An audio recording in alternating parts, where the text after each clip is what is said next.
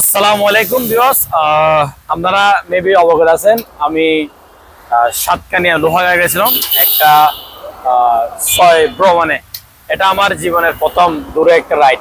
তো আসলে এখান থেকে আমি কিছু এক্সপিরিয়েন্স আপনাদেরকে বলেছি। আমরা দেখি অ্যাক্সিডেন্ট হয় এইসব রাস্তা, হাইওয়ে রাস্তা গেলে।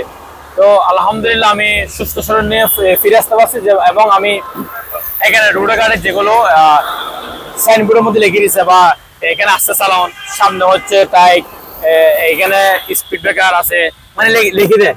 তো আলহামদুলিল্লাহ আমি কিন্তু এগুলো মেনে চলছি। আলহামদুলিল্লাহ মেনে চলার পর আমি কিন্তু 1 ঘন্টা 20 মিনিট পর লোহাগাড়া সাতকানিয়া পৌঁছেছি আলহামদুলিল্লাহ। তো আপনারা যারা বাইকার আছে, আমরা কিন্তু বাইকারদের যারা যুবক ভাই, আমি একজন যুবক, আমার রক্ত গরম থাকে। আমাদের সামনে একটা গাড়ি ওভারটেক করলে আমরা কিন্তু তাড়াহুড়ো করে গাড়িটাকে ওভারটেক করে চলে যাই।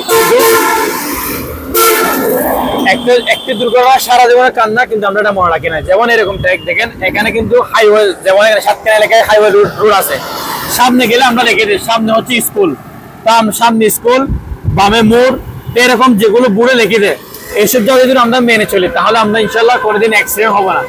এরকম আইন যদি আমরা মেনে চলি। তো আমার একটা এক্সপিরিয়েন্স আমি দেখছি, আমি সুস্থ শরীর নিয়ে বাড়িতে আবার ফিরে আসছি।